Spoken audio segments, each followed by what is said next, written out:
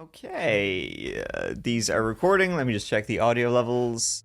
I'm sure they're fine. Yeah. You know what? It'll do. We'll you know, fix it in post. To be great. Fix it in post. That's exactly it. Okay. Hey you and welcome. My name is Mike, and you're listening. Your ears being blessed by the sounds of the That Chapter podcast. Sitting across from me is the man, the myth. You all know him, the one man who does not want Epstein's client list released for fear of what could happen to him. How funny would that be if Epstein's list did get released and it was like just randomly on it? Yeah, it was Bill Gates, Prince Andrew, Kevin Spacey, and then Keith. Like, how drunk was I? How many it is? Be a good story for the courts. Yeah, and for the pod. Think of the pod. Yeah, Think of the pod listeners. Do it for the content, yeah. Exactly, yeah. So, I guess we can just get straight into it, unless you have anything. Wait, no. Okay. Keith, we haven't broached on this subject for a while. Okay, yeah. You've asked me not to. Okay, yeah, go on. You said it with a tear in your eye, because it scares you, that's why. Right, go on. As in the ghost that lives in your house. The ghost in my house, yeah. It's been quiet, man. I haven't. Yeah, I think it's because, first of all, we haven't been in the house. And things are less scary. Like, it's bright till about 9. 9:10 even. 9:10, yeah. But I know the sun never sets here. The sun never sets, yeah. I know. But the land where the sun never sets and the rain doesn't stop. Yeah, it's so quiet in the old house. And the old house. I don't know why I said it like that. The old house. Yeah, it's been quiet, but it's been nice. Nice having a bit of a break. But I feel maybe I'm being lured into a false sense of security, where I'm like, maybe the ghost is gone. Come back. Yeah, you got me. Yeah. Well, it does seem to be more active in the nighttime during the hours of the wolf. It does, yeah. It's definitely more active at night, and it seems to be more active as well the second, like October. Around, when, autumn, winter. Yeah, the veil between our world and the next is at its thinnest. You see your ghost as a Halloween fan, you might say. I would say so. Okay, yeah, very good. I don't see why not, yeah. No, well, I guess he's having his own little spookaroonies in your house. He loves a good scare, who doesn't, Yeah, that's what Halloween's and all you about. Can't fault him for that. No, we cannot, no. For myself, horror movie review time. What was the last one I spoke about? Was Bring Her Back? Oh yeah. That looked. I seen the trailer for it. It looks flipping awesome. Yeah, it's really good. Yeah. I thought it was. Look forward to seeing it. Yeah, I can see what you mean though. You were talking about like you'd only kind of watch it once because like even the trailer's like, whoa, this is unsettling. Yeah. It's very disturbing. The previous one, Talk to Me, I could probably rewatch that again a few times, but this one was very just so. Yeah. Plays on your mind. Yeah, it just definitely made me very squeamish and like, oh boy. You need to watch puppy videos after you watch Bring Her Back, for sure. But would you watch it again with someone who hasn't watched it? Kind of knowing what's coming up, yeah, where probably. you enjoy watching it through them and go, oh yeah, you just stare looking at them every 5 seconds. When something scary happens, just looking at them. I love doing that when you're watching a comedy and the other person, like you think it's hilarious and you're like, oh, this is so good, you'll enjoy it. And they're watching it and they're stone-faced. And then you laugh and you look at them laughing to make sure they're laughing. On their phone. It's like, fucker. And then you go, hey, check this out. And they just don't care. Yeah.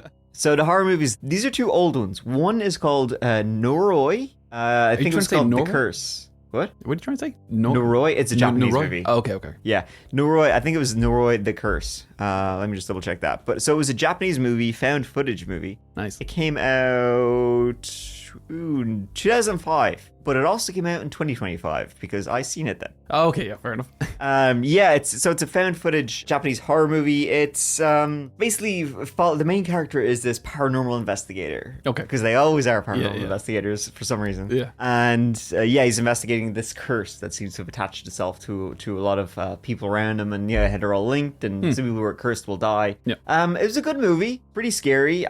It's hard to say much about it because I watched it and I had no fucking clue what was going on half the time. But I didn't have the subtitles on, so I was completely lost. They were speaking Japanese, for Christ's sake. I remember it being like alright. I just remember it being very long, like way too long. Because if you guys know anything about old Malibu Mike, movies are too long. Shorten that shit down. Tight 90. Quick 5 minutes. Just give me the high level. Exactly. Yeah. Just give me fast forward, please. In and out. Quick scare and then get out here. Yeah. So this movie, I remember it was being pretty good, dodgy CGI, and just far too long. Here, I look at this. Okay, movie length. 1 hour and 55 minutes. What? That's way too long. Shocking stuff, if you ask me. Especially for like a found footage. Mm-hmm. So it was good, but just, cut that shit down coast to coast. Yeah. The other movie I watched was the original Wicker Man. Oh, okay. with so Christopher Lee. Okay, yeah. So so the one with Not Nicolas the- Cage, that was the one that was That was a was it? remake. Yeah. I didn't know. Not the bees. Yeah, I didn't realize that was a remake. Yeah, it was a remake. So the original is from, I think I seen the remake once, like, again, like 20 years ago. I really can't remember anything about it other than just the whole not the bees part of it. So the original, anyway, is 1970, and it's about this, obviously, so he's a Scottish police detective who's investigating a missing girl. He travels out to this remote island. I think the remake is set in America. Yeah. The original is set in Scotland. Okay. And he travels out to this really remote island in Scotland, and... It's Christopher Lee, is it? No, Christopher Lee is the head of the cult. Oh, okay. Oh, okay, cool. Yeah, everybody lives on an island. There's this weird cult who believes in all this ancient pagan shit. By the way, fucking tits. Good Lord. I was, honestly, I was shocked at how much shit, especially for a movie this old. I mean, I'm not saying I didn't enjoy it, but I was pretty surprised. Okay. For a movie that was like from 1973, and I was like, whoa, boy, the director had a good time making this movie, I'll tell you that. Once they start getting clearer cameras, like, no, we need to film tits. Yeah, oh man, All the banging in it, like the gyrating. It was shocking stuff. Like, I can't believe people in the 70s watched this. Yeah, they were such prudes back then, right? Yeah, well, I would imagine so, but this movie was not that. Yeah. Honestly, it wasn't great, but it's one of those movies, the original Wicker Man.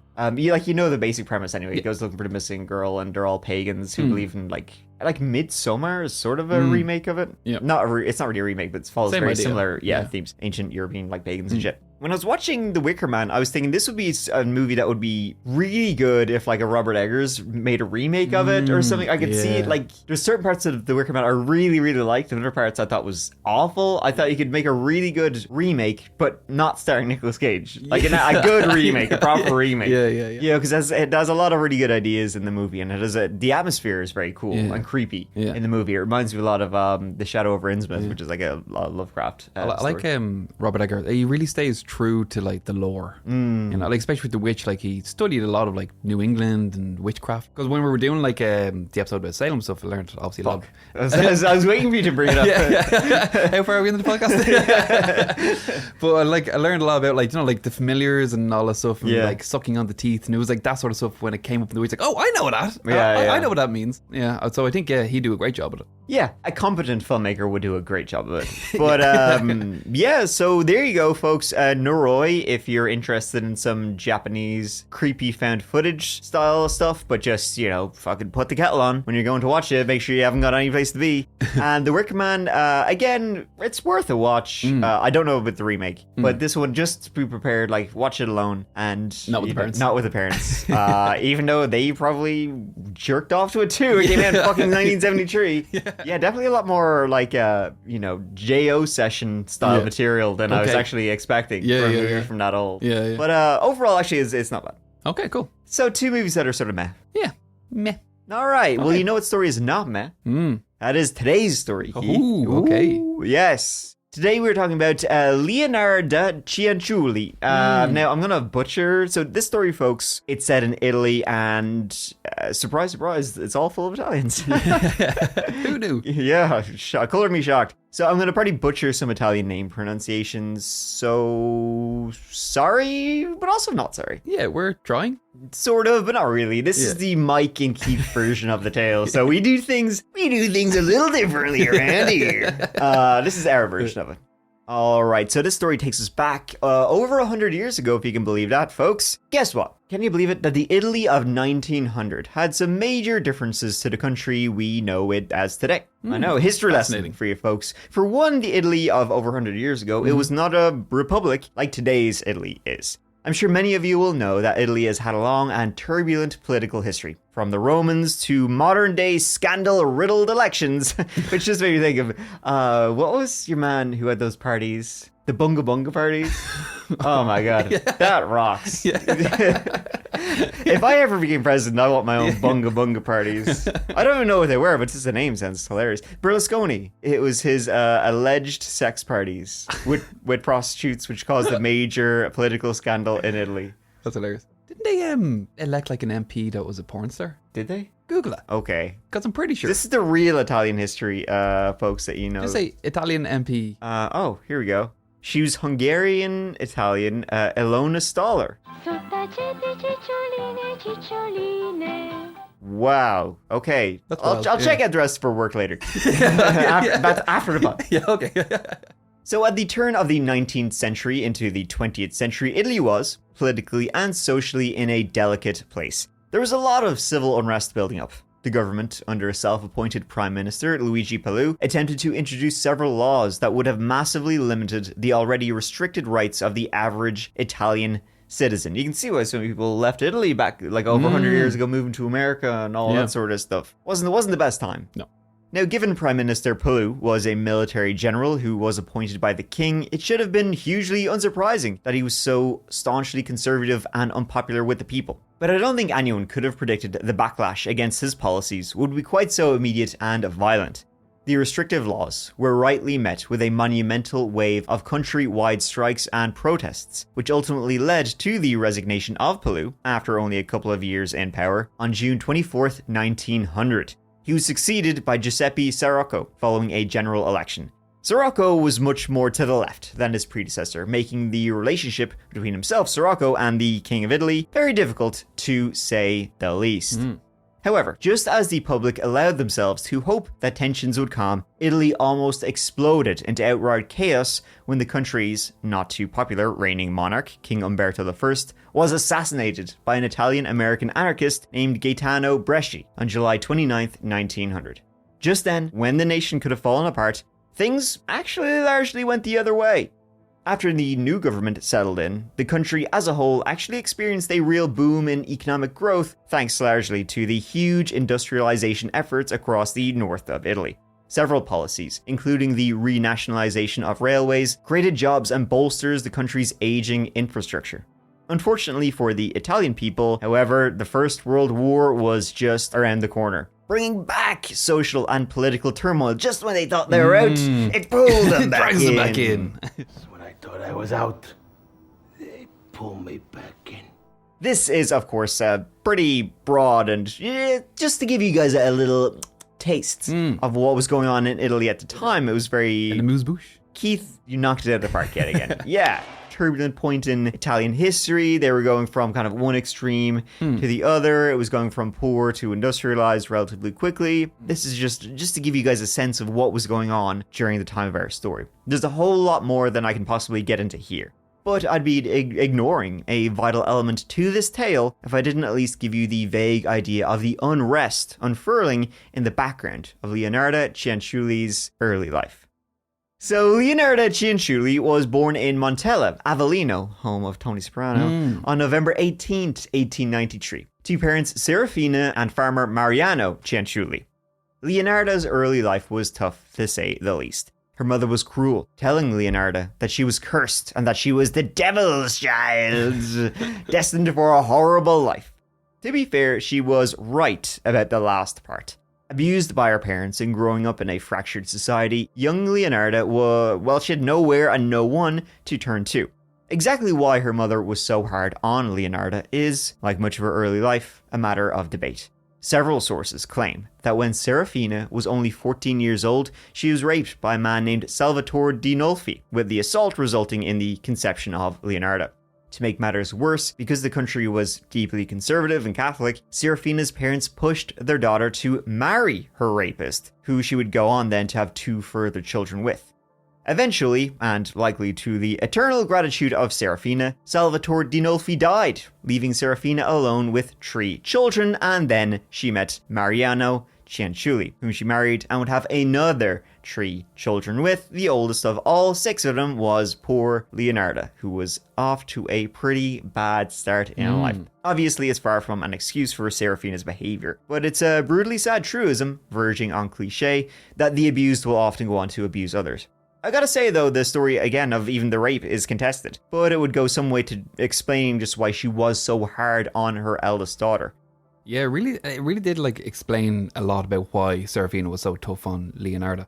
She came from a pretty well-off family down in southern Italy, but the guy who supposedly raped her, he was from a way lower, he was lower on the social ladder. So her parents, they basically forced her to marry him, and then they kicked her to the curb, basically saying, you gotta marry the guy who raped you, now back off and never speak to us again. Damn. But she was stuck, married to this guy who abused her, and then her family just washed their hands of her. The only thing that she could control was her kid. And like she took all the anger and frustration out on Leonarda. I imagine she was just like desperate to regain her old life and social status that she'd lost. And then unfortunately, Leonarda, she got caught in the middle of that whole mess. Leonarda, he's starting to race with a handicap, and things will just get worse from here. The stress of her hard childhood wasn't limited to her family either. Physically, Leonarda suffered from fits thought to have been caused by epilepsy, but fortunately these would ease with age. All of this internal pressure on the young girl actually led to several suicide attempts throughout her life, including 2 attempts at hanging herself, and another 2 even more violent attempts. One in which she ate fasteners from her corset, and another where she ate shards of broken glass. I mean, you gotta really want to go if you're eating glass. That's, whoo. There's gotta be an easier way. Though horrifically painful, no shit, none would prove fatal. She was also no stranger to the law. In 1912, aged just 18 years of age, Leonarda was arrested for the first time on a theft charge. Her mother's disdain for Leonarda, it was so deep that after her suicide attempts, like she was only 13 at the time, her mother expressed her disappointment that her daughter hadn't succeeded. Like, it's no wonder she grew up like so messed up. Like, it's still not an excuse for what she did, but my God, as you said, like she was off to a rocky start. In 1917, 23-year-old Leonarda Cianciulli met a man named Raffaele Pansardi. Now, Pansardi was originally from Lauria in Potenza province. Pansardi worked at the land registry office in Montella, and despite Leonarda and Raffaele Pansardi being in love, Leonarda's parents already had plans for their daughter to marry her cousin. Okay. Hey, it was slim pickings in southern Italy, I guess. What else you gonna do? Now, the relationship with Pansardi and the couple's desire to marry, well, it caused the already tense relationship between Leonarda and her parents to fall. That relationship then just fell apart completely. It was so bad that, according to Leonarda, on the night before Pansardi and Leonarda's wedding, Serafina cursed the couple. The man being cursed by your own mother the night before you're going to get married.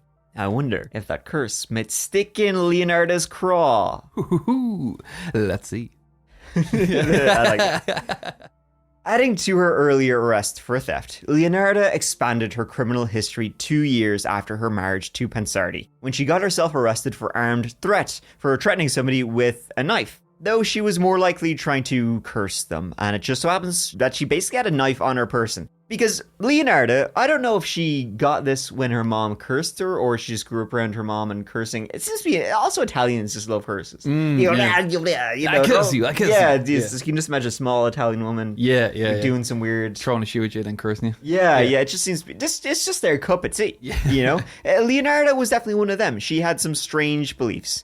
Though these weird beliefs didn't fall neatly into any particular category. Like, she wasn't a Satanist, a pagan, a Catholic, a Wiccan, any of that. She basically had them all smushed up together into her own little weird belief system.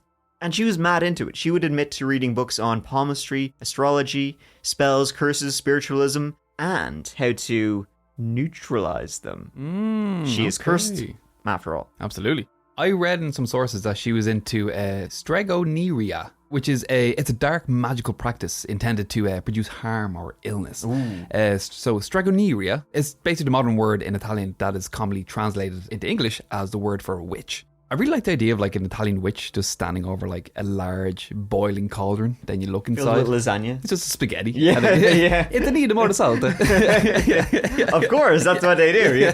That's what she rides. She doesn't ride a broom. She rides a big whole thing of like dried spaghetti. She snaps it off. So whichever category she fell into, one of Leonarda's defining characteristics was her superstition, which meant she took the idea of being cursed very, very seriously. Enough so that when a young Leonarda visited a Romani mystic, she took basically what this mystic told her to be gospel. To be fair, considering the way things went for her and her husband, it's actually pretty understandable. I mean, life, as you will see, didn't go well for Leonarda. She probably did believe she was literally, like, cursed. She led a cursed life. Now, this mystic fortune teller had almost nothing but bad news for Leonarda. Not the least of which was the prediction that she would marry, but was destined for a life of misery, including having children, but that the children would not live. According to her own memoir, she was also told, "In your right hand I see prison, In your left hand, I see a criminal insane asylum. Ooh, that's not good. I mean, it's kind of like shit in both hands. They're almost the same thing in both I know, hands. yeah. Either you're gonna go, like, you're criminally insane or you're just a criminal. Damned if I do, damned if I don't. Yeah. All of these would sadly prove to be accurate predictions. Nailed it. During the bulk of their early years together, 1921 to 1927, Leonarda and Raphael Pansardi lived in Lauria, and after that, Lacedonia for a few years. Now, the couple didn't have any fertility issues and would conceive a total of 13 times. However, each would end in tragedy. 3 were miscarriages, another 10 died as infants in their cribs. So many losses, one after another, it had to have a devastating effect on the couple. But especially Leonarda. I mean, this is cursed. Yeah, she must absolutely. have truly Yeah. believed 13 times. Yeah, that's crazy. Yeah, you gotta believe you're cursed then. She already had a fragile mind. The loss of so many children for a woman who truly wanted to be a mother and to make up for her own mother's cruel treatment was nothing less than reality shattering.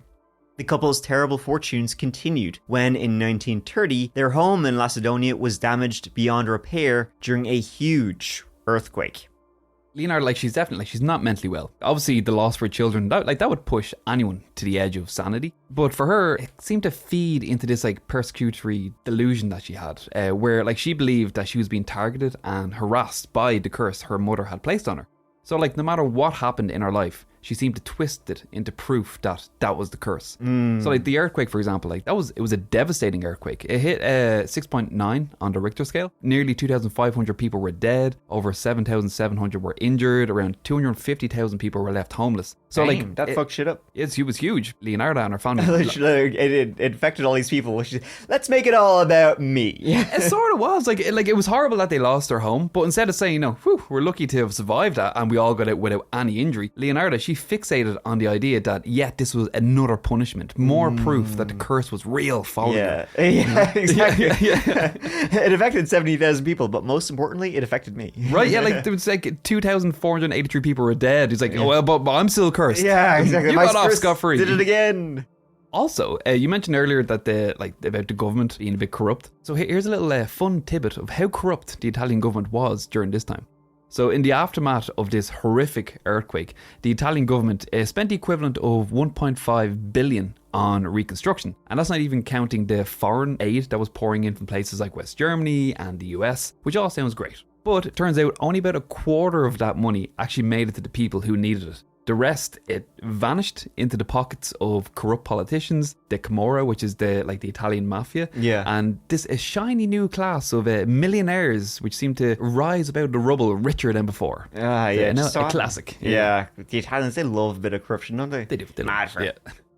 So the fallout from the disaster, which affected thousands of Italians, spurred the couple to seek better luck elsewhere. That elsewhere would be a third-floor apartment at Corsica Cavour 11 in Reggio in the province of Reggio Emilia, lies in Italy's Po Valley. This is northern Italy, so she's climbing up the boot. Like most of Italy, the town has a long history and has been the birthplace to several notable figures in Italian history and culture. Folks like renowned Renaissance painter Antonio Allegri, who went by the name Il Correggio after the town he called home. Composers Bonifacio Azzioli and Claudio Marullo, along with musician Luciano Ligabue and novelist Pier Vittorio Tondelli. Wow, what a class of heavy hitters. And I'm not gonna lie, I had not heard of a single one of them before I started looking into this. Oh, I never go a day without listening to Claudio Marullo. No, he's not. Oh, he is a composer. Is he? Yes, he is a composer. Yeah. I love he's got some banging tunes. Claudio. It's a really beautiful place with some utterly sublime architecture. Exactly what you would imagine, the small Italian town going back since Renaissance days. And it's changed very little over the years. The population has increased slightly, but the backdrop, infrastructure, and local attitudes have largely remained the same. Now, shortly before the move from Lauria, Leonarda Cianciulli was arrested, and despite her lawyer arguing insanity, she was eventually convicted on a fraud conviction. In addition to a 350 lira fine, she'd get real jail time for that one too, no more slap on the wrists, and she would serve 10 months and a couple of weeks in prison. The charge related to Leonarda conning money and valuables to the sum of several thousand lira out of a local peasant woman. Despite those difficulties, there had been some positive changes in Leonarda's life though. One of those being her success in finally having children survive past crib age. If you'd have asked Leonarda, she would have likely told you that the survival of her eventual 4 children was down to the intervention of a witch on her behalf. I knew one would appear somewhere. She eventually had the bad hoodoo that had been put on by Seraphina, her mother, removed by a witch. She had been uncursed. That was handy. Decursed, if you will. Nice. Yeah. Good for her. Good for you. Now, in reality, it was far more likely that her success in having children was down to a change of environment. But regardless, Leonarda was finally a mother, and she would do anything, and I mean anything, to keep her 4 kids safe. Absolutely. With regards to the fraud that you mentioned, it was really interesting. So what happened was, so she found a job as a janitor in a bank. And she often worked nights. One night while she was alone, she snuck into one of the offices and she set up an account for herself. And she filled it with a ridiculous amount of money. When she showed up to work the next day, she was immediately apprehended by the police. I don't know in what world that she thought that this would work. I don't know, like maybe if you had to work for the bank and you were trained and you knew like the processes and setting up an account, but like she was a janitor. Yeah. So like God knows what she did to set up her account. Yeah, scribbled it in crayon. Yeah, 1 million lira. Also, like after she was sentenced, legally speaking, women in Italy at the time, they were to serve the same punishment for their crimes as men. However, the country, it often found itself less equipped to deal with female inmates, especially those who were, to serve longer sentences. These offenders, they were typically sent to these institutions or reformatories run by the Catholic Church. At it again. So the institution that Leonarda was sent to, it once served as a nunnery. And here she was at the mercy of the nuns who, they were not known for their kindness. What? But after years of living with her mother's abuse, it probably seemed like a bit of a walk in the park. They were probably treated her like a saint. Yeah, she's like, this is great here. I know, yeah. I don't want to leave. Yeah. So the run-ins with the local constabulary had contributed to Leonarda having a less than favourable reputation among the locals of Aloria. So the move now up country, up boot to Reggio in 1930 provided her with the perfect chance to start new, to reset things, which she did in more ways than one. Leonarda managed to build herself a reputation for being an eccentric but overall respectable member of society. This was thanks largely to her doting on her children and constantly striving to give them the best she could and protect them at all costs. The newfound respect had a much, much darker side though too. It had a lot to do with Leonarda being more than happy to toe the party line. It's just a shame it was a fascist one. Because always remember World War One. So this is post World War One. And World War One fucked up a little bit. But World War One, they were the good guys. World War Two, Italians, they were the bad guys. Yeah. You had all Mussolini, Benedicto. Yeah. Was that his name? Benedicto? Benedito or Benedito. Benedicto, yeah. Benny Musso. The guy with the mad hats. The guy with the mad hats. He looked like a bit of a fucking Egypt. He did, yeah. Mussolini, let's be honest. A huge gobshite. Yeah, so Italy was He was all... not fashionable. No. Fascistable. He was not at all. For an Italian, I mean, Yeah, come on. yeah. How come the German Nazis, say what you want, but they had some good uniforms. They The did look Italian great. Nazis look terrible. They look spiffing. But yeah, so Italy at this time, pretty, not a great place to be if you just like freedom and all the good stuff. But Leonarda, she dove in head first into being a black shirt, as they were called. She was full into it. She was absolutely sucking on the Mussolini's teat. She gained herself many friends thanks to her apparent generosity in welcoming guests into the family home, and also though sharing all that she had.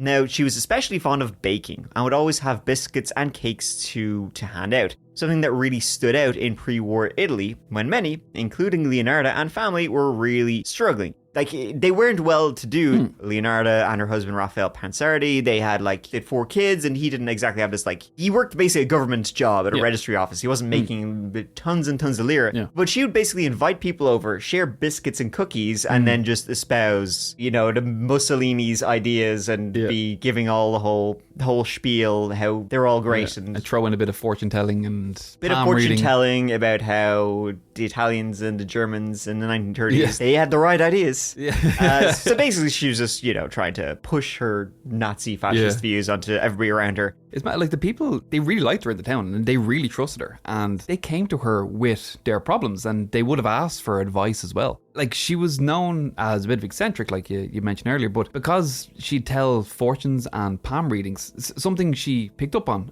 from all her visits to the Romanian fortune tellers. But apparently, like, she was quite accurate, according to a lot of people who went to see her. Although, I suspect that had more to do with because people were already confiding in her. Like, she might tell one woman she sees a divorce was in her future, but only because another woman had been in the day before asking for her advice about the married man that she was seeing. Yeah. I mean, she was kind of using all the gossip and advice that she was giving people against them. How is she doing this? She's giving them biscuits and letting them spill secrets. Yeah, exactly. It's pretty easy, yeah. Now, the thing was, as we said, so Italy, this time period, turmoil would be the word. It was in the leading up in the years coming up to World War II, when Italy would obviously be involved in heavily. And Leonarda, at this point, she was on a bit of a knife's edge. And all it took was one final push. And even by the standards of, well, this old podcast, she got a real kick up the ass, let me tell you that. The pivotal happening occurred in 1939, which, anything interesting happened in 1939? Let me check.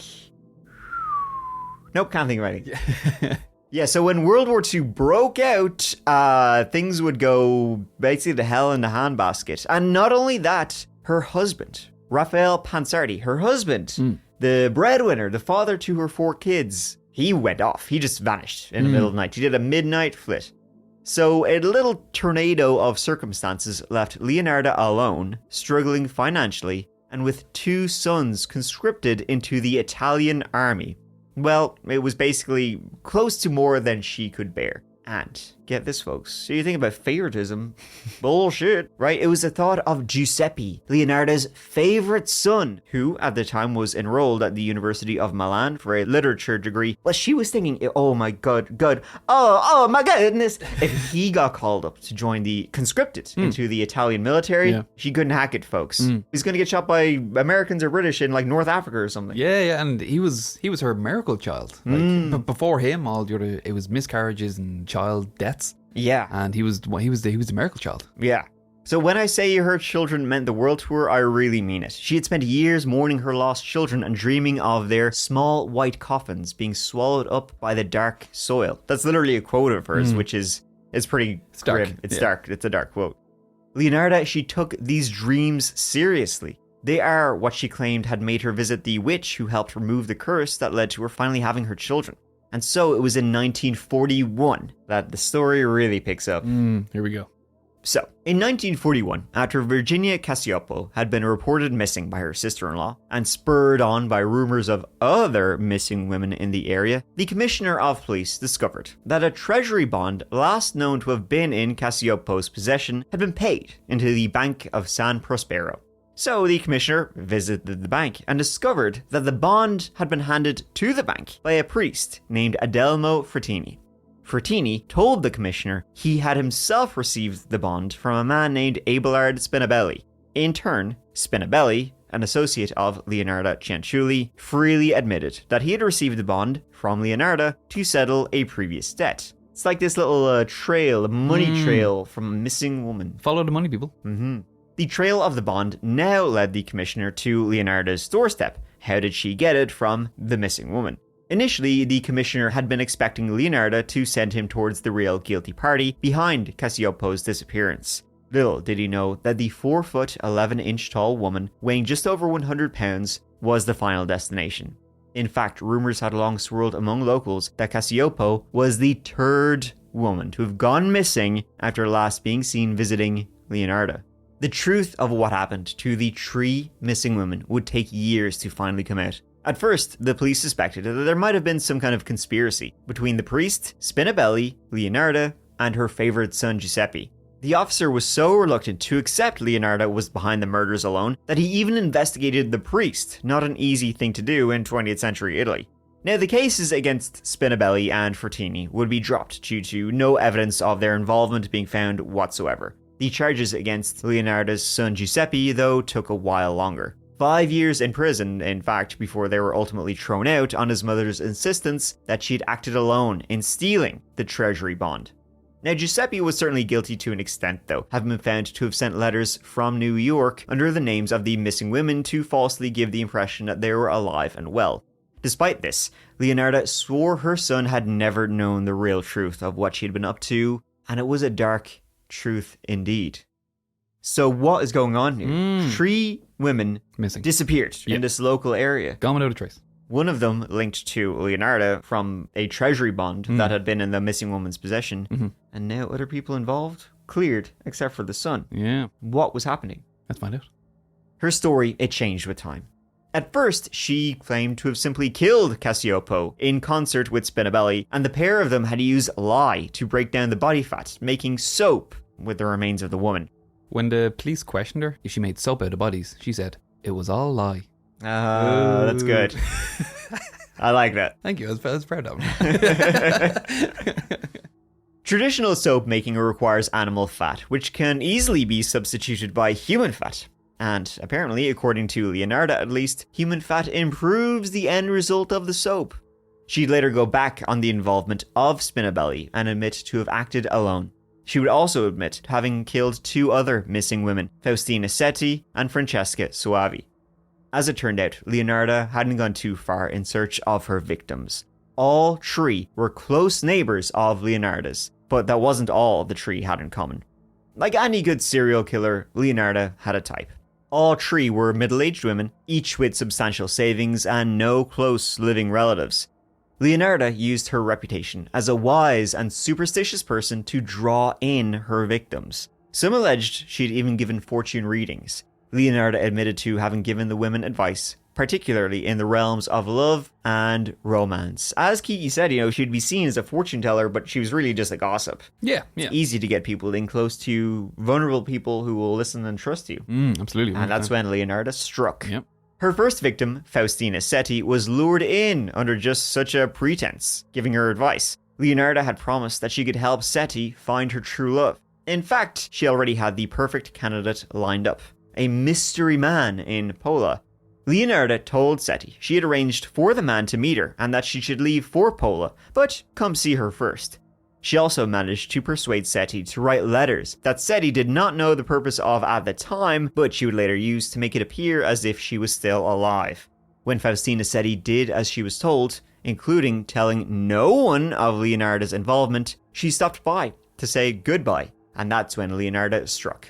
After giving Setti a glass of dosed wine, which rendered her unable to fight against the coming attack, Leonarda used an axe to first beat Francesca Setti to death, before flipping the axe around and using the sharp side to cut her body into 9 separate pieces, draining and collecting her victim's blood into a basin as she went.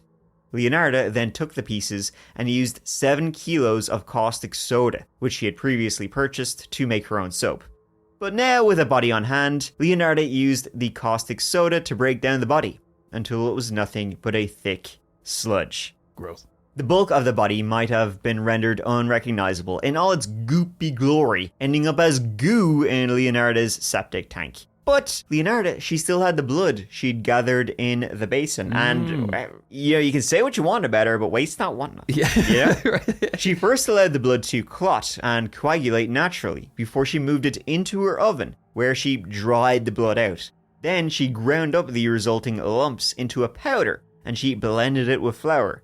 She then treated it basically like any old recipe, threw in a bit of sugar, chocolate, milk, and eggs. Basically, it resulted in what Leonarda would describe as crunchy tea cakes. Yummy!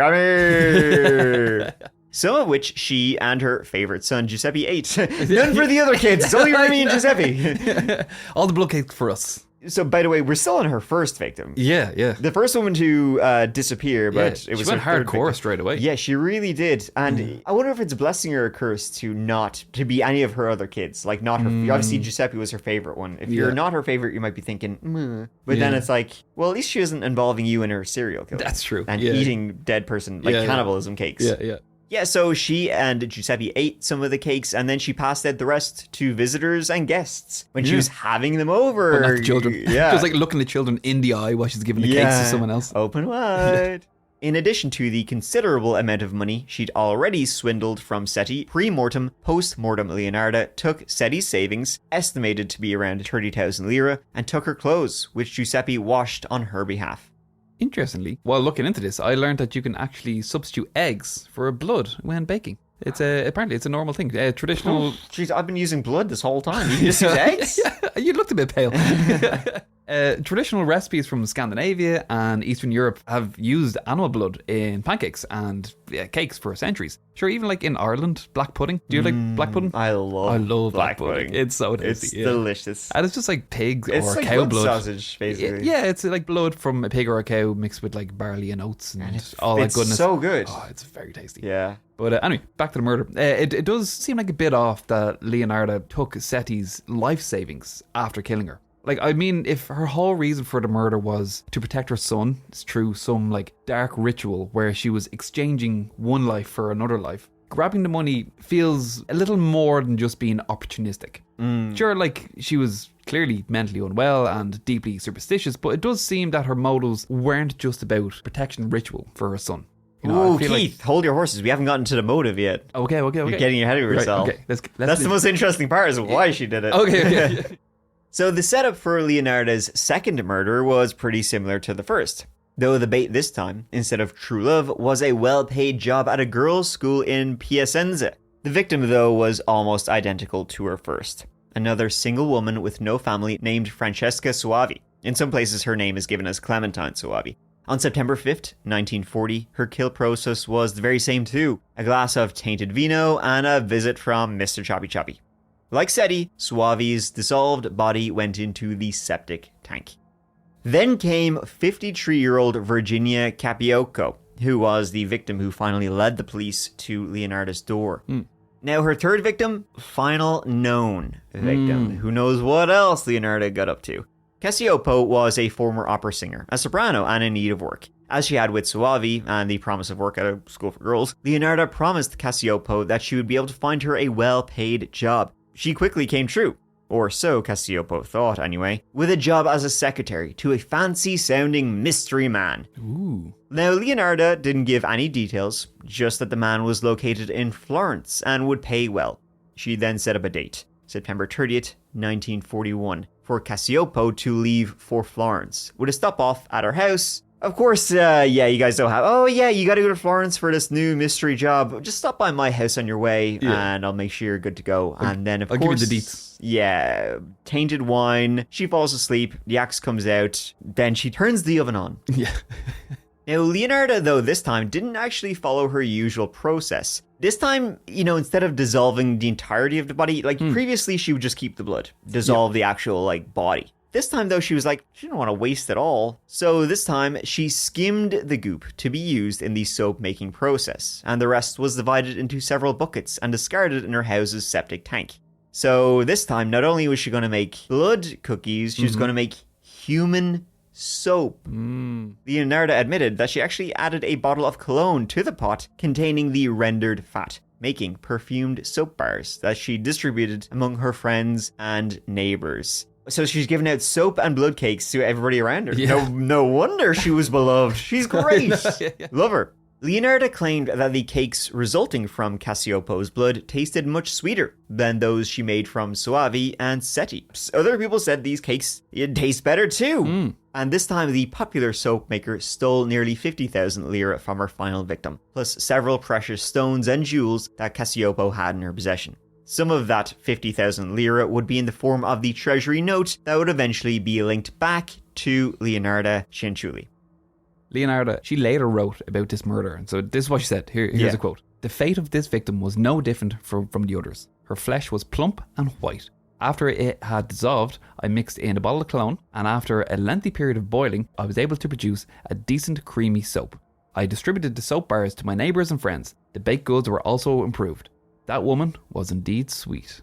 Then she also went on to say, I used to mix human blood with chocolate and add an exquisite flavour made of tangerine, aniseed, vanilla and cinnamon. Sometimes I added a sprinkling of powder from human bones. I plunged it in a ladle and I picked out a substance of soapy appearance. As a matter of fact, the flesh had been converted into a sort of wax in which I fixed a wick. It made the perfect candle which I lighted. Greatness of God, it was a superb flame. So yeah, she made candles out of the bodies also. Wow. So, soap, candles, and biscuits. I mean, she's like, Native Americans with the buffalo. Right, Let yeah. nothing go to waste. Yeah, use every bit. Give her that. Now, the investigation was actually relatively straightforward thanks to Leonarda's readiness to take full responsibility for the crimes. Like, basically, when it went, it started off with missing Cassioppo, and the police started looking then at her son, Giuseppe, her favorite son. And as soon as they started doing that, Leonarda, I'll tell you everything. It was just me. I'll tell you whatever you need to know. Don't worry, just don't touch my beautiful favorite son. Now, the police were trying to link Giuseppe to a more serious role in the murders than he'd already admitted. He had said after these women went missing, letters would be sent back to family and friends. Giuseppe would say he had been writing those letters. Yeah. So he was, covering up their disappearance. So what role he really had, who knows? Now, the trial and conviction of Leonarda didn't come until 1946, and at the end of the war, after the end of the war. Which is funny because, kind of ironically, she did keep her favorite son Giuseppe safe the entire time. Yeah, that's true. Because he, was arrested for writing those letters, and he served 5 years in jail, waiting until, his trial, which kept him from the war. All's well that ends well. Yeah, so worked, I guess, technically. So yeah, basically in a way, the murders did work as Leonarda had hoped. I say this because when it did, finally come to trial and Leonarda was asked to explain why did she murder these 3 women, other than the obvious financial motives, Leonarda told the court all about her long history of lost children and the haunting dreams of their coffins, followed by claiming that her deceased mother, Serafina, had appeared in a dream and presented her with the idea of the murders as sacrifices that would allow her sons, more specifically Giuseppe, to be spared. That was, Leonarda says, the whole motive. Yeah. Sacrificing these people to save her sons. A life for a life. The sentence for Leonarda's horrific deeds was relatively light, given that she had brutally murdered 3 women and admitted to cannibalism and sort of forced cannibalism and also washism. You wash his... You're washing your body with dead people, basically. Yeah. At 30 years in prison and another 3 in a criminal insane asylum, the sentence did complete the prediction of the palm reader Leonarda had visited all those years earlier, that she saw prison on one hand and an insane asylum on the other. Italian authorities, and many people today, believe Giuseppe was involved to some extent in the murders, but was never convicted of being involved in the murders. Leonarda, on the other hand, would never live to see the outside of a prison. She died aged 76 while still incarcerated at the criminal asylum for women in Pozzuoli on October 15, 1970, of cerebral apoplexy. During her later years, Leonarda would write her memoirs, revealing the grimy details of her soap making and baking. Had she lived only a few more years, she very likely would have walked free, having served out her sentence. Yeah, it was a light sentence, wasn't it? Yeah, exactly. The for fact murdering that she could have got out, women. like, yeah. I mean, I don't know if I believe that she killed them for the protection. I mean, the thing about Leonarda is that, yeah, she was very mentally unwell, but I think it was the financial motive rather than sacrificing them to keep her sons safe from World War II. Yeah, like her husband skivvied off, so like she was 4 kids that were dependent on her. Yeah. And she had no money coming in. Like, she needed to do something. Yeah. So I kind of feel there was an element of that where maybe she believed in some part a life for a life. But she killed 3 lives. Yeah, exactly. Yeah. Yeah. Maybe she would, if she had done 4, then I might have bought it. Yeah. Or maybe she was caught before she could kill a 4th person. Yeah. She probably would have kept killing. But it was only to save the one child, though, no? Well, she had 4 kids. Yeah, that's yeah. true. Maybe she was just fuck the rest of them. All of these 3 are for Giuseppe, who was definitely involved. Oh, yeah, he was definitely involved. So he was only ever proven to have written letters from her victims. Because remember, she would always get her victims to write letters, and basically he would just copy the handwriting. Yeah. So he was just writing letters for, okay, I guess. Yeah, sure, yeah. I'll do it. It's not I'll like pretend to be this wink, middle-aged wink. woman. Yeah. I'm sure these women are fine, and I'm sure they weren't brutally murdered by my mom. Yeah. I'm sure he definitely helped. Oh, yeah. Murder. You had to know someone he's involved. He was too. definitely complicit. He knew something was happening. Yeah. If not all of it. Yeah. But actually, it really reminds me of. Do you ever hear of Herbert Mullen? I don't think. Name sounds vaguely familiar. I'm not sure if you covered him on the main channel or not. No, I definitely didn't cover him on the main channel. It might be a good podcast episode. And anyway, both Herbert Mullen and Leonarda, they believed that they were committing acts of murder as a form of like sacrifice to prevent greater tragedy. Mullen, he was a paranoid schizophrenic, and he became convinced that his killings were necessary to prevent a catastrophic earthquake in California. And between 1972 and 1973, he murdered 13 people, ranging from a homeless man to a priest to an entire family, claiming each victim was a willing participant in a ritualistic offering. So, I don't know, like, maybe, like, he was definitely a paranoid schizophrenic. I feel Leonarda, she was definitely on the edge of something like that. So, like, she could have strongly believed that she was doing that. This guy was, Herbert Mullen was crazy. And he did it purely just for what he believed the greater good. So, I don't know, maybe. But I do think there was a lot of financial motivation involved in Leonardo's crimes as well. Absolutely, folks. And there you have it. That is the soap maker of the town she lived in. The soap maker of Italy. There you go. Yeah, she murdered 3 women because she had a pretty shit life, in fairness now. She didn't make it any better on herself by murdering 3 innocent women. That could be it. She might be jealous as well of these women. You never know. You never know. All right, folks. Thank you so much for listening to this whole episode of the That Chapter podcast. I hope you found it as scintillating and stimulating as always. And we'll hit you back with the next whole episode when we're back next, which is when we're back. Sounds good. All right. All right. Thanks, folks. Thanks for listening. Bye. I'll see you.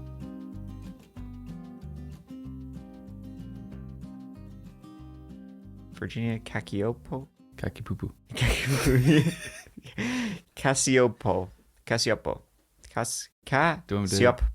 Cacioppo. I'm going to say Cassie. Yeah, that sounds good.